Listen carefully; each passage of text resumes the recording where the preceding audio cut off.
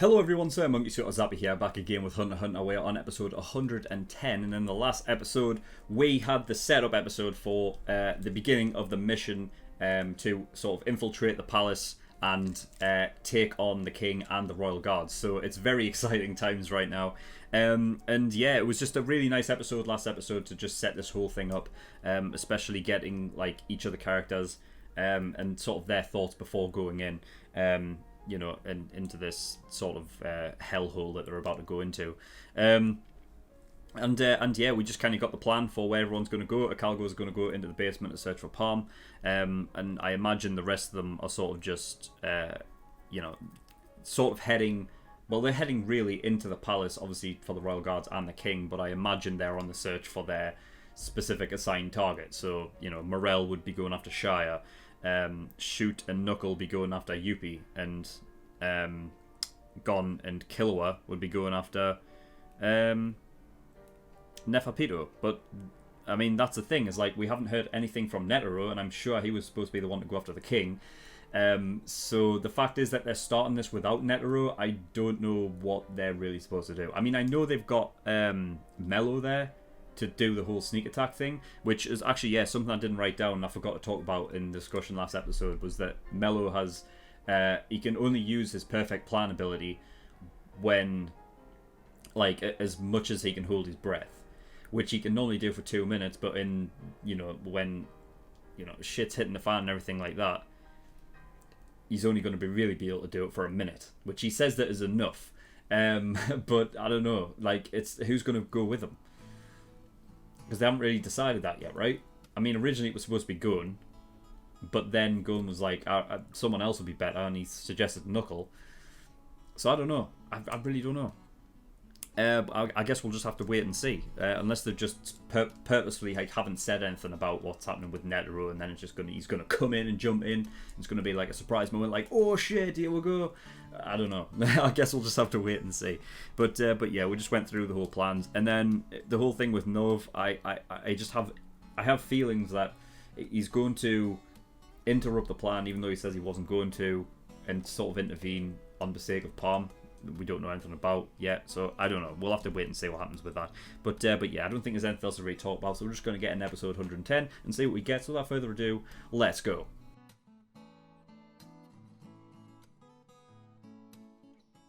Okay, episode 110. Right, well, aside from like the whole fucking side plot of the wolf chimera and dude like being a detective, fucking Sherlock Holmes over here. I mean, I kind of like. I mean, he's kind of, I suppose, taken sort of like the reins for the rest of the Chimera ants that were there to supposedly like overthrow and become the king themselves. And I mean, I knew the whole like Nov leaving his shoes there and stuff was obviously going to come back into play at some point. But the fact is that, you know, the interesting thing about that whole side plot was the fact that Leol actually did end up passing the message on about Nov's ability. So it is something that is knowledge that's out there that is able to like be given to the other, like to the royal guards and whatnot. The only thing is that it's about to start. So at the like, it's kind of at this point useless information, right? I guess not, because they still need they still need the option to obviously exit through on the portals, right?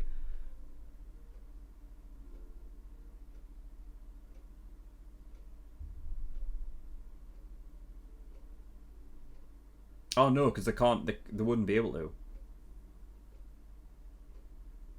No, yeah, I guess not. I guess it's useless information then, because they're about to go in, and like once they're in, they're gonna have no real need for that information that they can get in. Because yeah, of course they can, because that's how they just got in here. But yeah, I mean, along with that whole thing with the wolf dude, I didn't even get his name. I didn't even know what his name was. But yeah, the whole cell phone thing. So that came back. Obviously, what happened? What Shoot had said in the last episode was that they can't use cell phones because it interferes with the ants. But they they also said, they sort of elaborated on that as well in this episode, saying that yeah, they can sense it, but they can also hear what's going on. So they can actually hear with it, like they can hear phone calls and that people are taking, and they're able to sort of just eavesdrop on whatever the fuck that it is that they're saying. The one dude, Bizef, or whatever the hell his name is, that confirmed that Pom hadn't come back to the basement, I believe. So yeah, I mean, I don't know. I don't know. I don't know where, because the wolf dude has no idea either.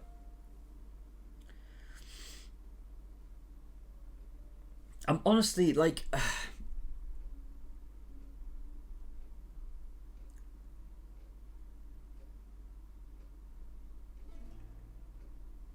I don't know. I don't know where she could be.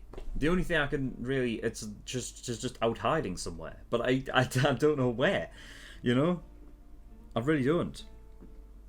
Anyway, so yeah, we had the Komugi's sort of like visual of Meruem, which is sort of like an interesting topic, I suppose, because it is something I did talk about. I'm sure I have, but the idea that because she is blind, I think I talked about how because she is blind, she has no sort of prerequisite or anything that like no sort of judgment upon Meruem because he is something different. Like as far as she's concerned, like he's possibly a human. The more than likely is. But yeah, it's interesting, like sort of just seeing it from her sort of perspective, and like how she like sees him, because at that point it just becomes less about like judging a book for somebody on their outside more than it is like a person's like what they're like on the inside and how they interact with each other, and that's how how she would define how good a person is or whatever. So that was interesting. Another interesting thing was the whole thing between Neferpito and the king. The king basically saying that the N is getting irritating to him, and I mean it's interesting. Like it's like Meruem is having he's having like a self-identity crisis, and everything's just like everything's irritable to him right now.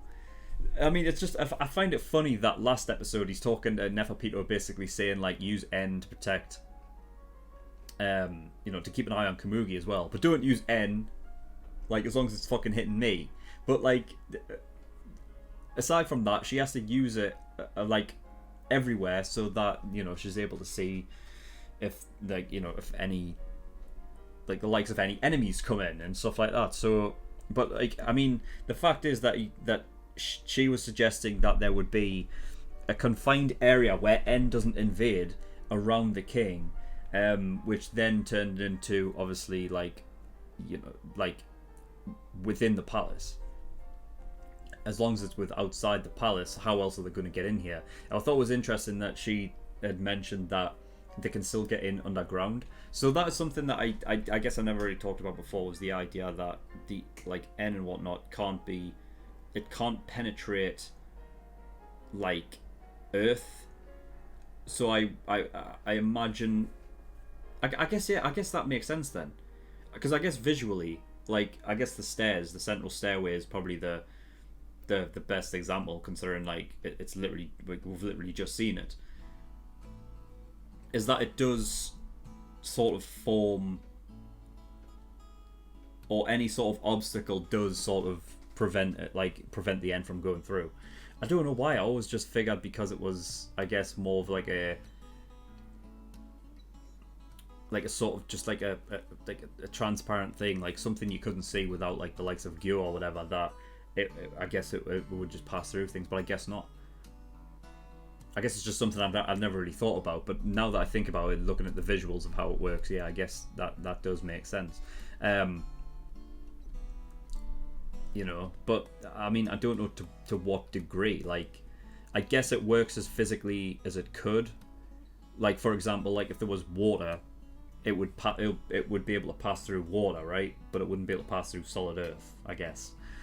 I don't know, but yeah, I mean that's the thing, is it gives it, that's the perfect opportunity. Then it's perfect because it allows them to get inside the fucking the palace without being detected by any N, and getting near the king without them figuring it out. I mean, that being said, they've set up Yuppie like right next to the fucking right where they're coming out, you know. So, I mean, if Knuckle is going, because Knuckle's going with Mello, right? So that's been confirmed. Then I guess what, Shoot is only going up against Yuppie then? I mean, if we're going by what the narrator said that everyone was going up against. Because originally it was supposed to be Knuckle and Shoot up against Yuppie, but then obviously the whole Mello thing came into play, so he's going with... But then, clearly you would use... the whole Mello and Knuckle attack on the king and not on Yuppie, right? So, I mean, I don't know. Actually, no, I guess you could use it twice, I suppose. Because, yeah, Mello was saying that, like, I'll tap you 10 seconds before I need to breathe, and then we'll breathe and do it again. So yeah, it is like, for some reason last episode I just completely like just disregarded the whole fact that like Mello he's only gonna like, you know, last a minute, you know. But again, like, because his whole like that whole ability revolves around completely staying you know, completely like unseen, like unfounded. Confound is not the right word. That I figured that it would only be able to be like used once, and I'm pretty sure he said that before as well. Though I guess he didn't really explain or elaborate on the fact that it could be used. It can only really be used once against an enemy, and then used again against another. But I don't know. I mean, we'll just have to wait and see exactly what happens with that. At the end of the day, they're coming out right next to Yuppie. So unless Yuppie like moves away from the staircase, that's going to be that's going to be immediate, you know. And they're all coming out of the same place, you know. So it could be one of those things where, like, you know, like anime likes to do, where, you know, like they have the whole crew going in, and then as they get closer to the final goal, they like drop off to you know, to I'll stay and fight this guy, you go on ahead, kind of thing, you know. So it could be that. The fact is that because you know, Neferpito's outside, the whole end thing isn't going to be like bothered with inside the building. Shire's outside as well, focusing on the whole scale thing. I mean, it's only Yuppie and the king within there. Yeah, I mean, I don't know. I expect them to go in. A fight's gonna kick off, and even without N, like, surely they're going to be able to like, the likes of Neferpito and Shire are going to be able to tell when shit is getting blown up with inside the building, you know, and shit's going down. Oh, man. We had Morel figure out that it could be a woman. Now, that quickly sort of devolved into just like, well, a comedy moment for starters, because they were like, oh, like he's you know, Palm's in there, and then the figure that, oh, it was the kid. That's the reason why we haven't heard from Palm, because the king's having his way with her. And that divided into that. But at least Killua took it on, and then, you know, so it's now within the characters' minds that, oh yeah, it could be a woman, and now it's a third party thing, and it's all going to come down to what is really going to happen with that. And I mean, yeah, that's the thing, is that I really don't know, like, because Komugi's so, for somebody so connected to this event, like, she couldn't be any more, like, less knowledgeable than what is really going on, you know, because she is blind, and because, you know, like, it's just, and because the only thing she really cares about is Gungi. So, like, it's so just like, I don't know what's gonna happen. Like, if there comes a showdown and Komugi is there, she's gonna be sat there like, what? Like, what's happening? And that's the thing. I talked about last episode in the discussion about like hesitation because of the King's good heart and whatever with Knuckle and whatever like that, right? Now that I know that Mellow's going with and Knuckle's going with Mellow, like that showdown could definitely well happen then, and therefore the hesitation could easily set in, of course, with Komugi being there. And I think that's what's going to happen now. And I don't. It could be the opposite way. Like, if they're attacking Meruem, we could have Komugi like shout out to like stop, like don't hurt him or something like that, and that could, you know, it's. Oh man, I'm fully expecting like something like that to happen. But yeah, they also figured out as well that the King actually does like have more to him, because why else would you attack yourself? Gon obviously knew that from the whole kite situation. That, you know, that when you couldn't forgive yourself, or that, you know, for the sake of somebody else, that, you know, that's something that the only reason why you would hurt yourself for. Learning that the King has some pride about him, and he's not what he was beforehand, or what they thought that he was beforehand. You know, but it's interesting that instead of Morel, like, because you could say it as Knuckle, like Knuckle could easily think of that and be like, oh, so there is something there, that he might have a good heart because of that, hurting himself for somebody else's sake. With there being more to him like that, Knuckle could easily think of it that way. Whereas Morel basically said that like it gave them more conviction about, you know, because he has pride, he's not going to stand down, meaning that it's going to just end in a death. Apparently, it's just going to end. That combat's the only way. You're not going to be able to talk him out of it. So it's interesting that he thought of it that way. And then finally, a Calgo using Flutter. I don't know why I didn't. Like, I mean, I know why I didn't think about that. Is because I've had this image of just a Calgo in my head as just an octopus. But I guess I forgot that he was. He was a dude at the very beginning. You know, he was just some dude that used to just like sing and whatever when he fired the fucking, you know, when he was basically a Calgo was like a weapon, right? And he was shooting it. So this is interesting, especially like because we don't really know the ins and outs of a Calgo's abilities. Like if he's able to take control of someone, like was that like the octopus gun, was that something that was infused with the guy that he took over, or is it a Calgo's ability himself? Like was it him shooting those? Because that's the thing, is like, you know, if he's able to take on some characteristics from, you know, from the person that he's taken over, would that mean that he, you know, he could use Flutter's abilities? It's great though. It's great how they tied that in. It's awesome, and it makes me like more sort of comfortable with the fact of a Calgo like being Flutter means that he can go under the radar even more. Not only is he going into the basement, but by being able to pose as Flutter means that, you know, he should be pretty fine. So yeah, I mean, it's all good. I mean, the end of this episode just left me the feeling of the last episode, which is like, here we go. Like I just feel like it ended the exact same way. Last episode, it was, right, here we go, the mission starts. End of this episode, right, the mission starts. It's like, go on! I swear to God. If fucking next episode doesn't fucking just start with them coming through the portal, like, oh God, man. God, this show.